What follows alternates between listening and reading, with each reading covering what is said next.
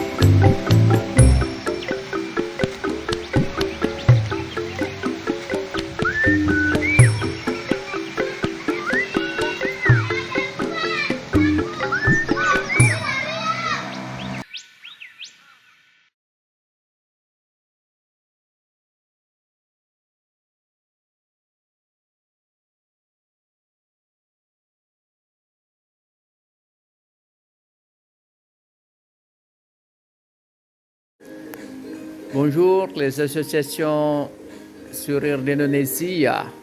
Maintenant, je suis dans la salle pour les enfants, pour l'interaction avec les autres enfants. Pour l'instant, la fondation de MAES, il a 4 enfants autistes et puis 15 enfants qui sont venus pour étudier l'onglet et commence à utiliser l'ordinateur.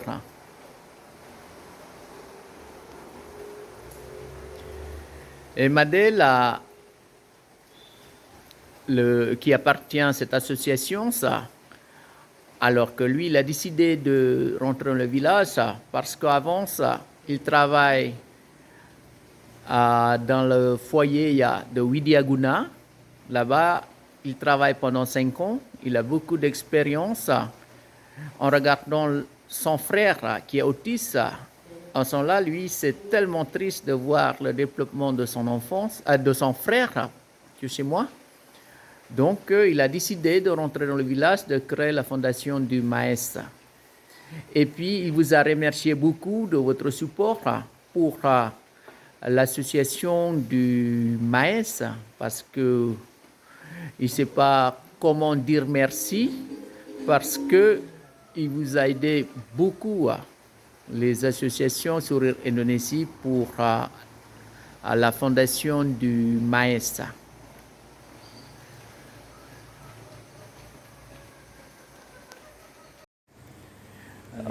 Bonjour l'association Sourire d'Indonésie. Maintenant, je suis dans la salle pour les enfants qui ont besoin beaucoup d'attention, surtout pour les autistes. Pour la première fois, il doit rester dans cette salle. Donc, il y a quelques jouets. Ici, on va étudier pour que son émotion soit un peu stable. Et après, quelques semaines, quelques mois, ça dépend. Et après, nous allons emmener dans l'autre salle pour qu'il communique avec les autres enfants. Ça, c'est pour la première fois. On doit étudier la mentalité de cet enfant.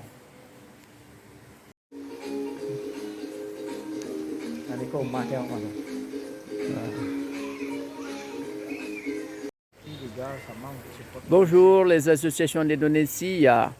Ici, c'est fondation du Maïs. Donc, il commence à planter les plants, comme les maracuja, et après, il va planter aussi des plants médicinaux pour l'éducation. Ce n'est pas pour seulement les élèves d'ici. De temps en temps, il y a la visite des écoles maternelles. En même temps, il faut savoir tous les plants médicinaux à Bali et quelques arbres fruitiers. Et en même temps aussi, il fait une interaction avec des animaux comme les oiseaux, surtout le pigeon, et puis des lapins.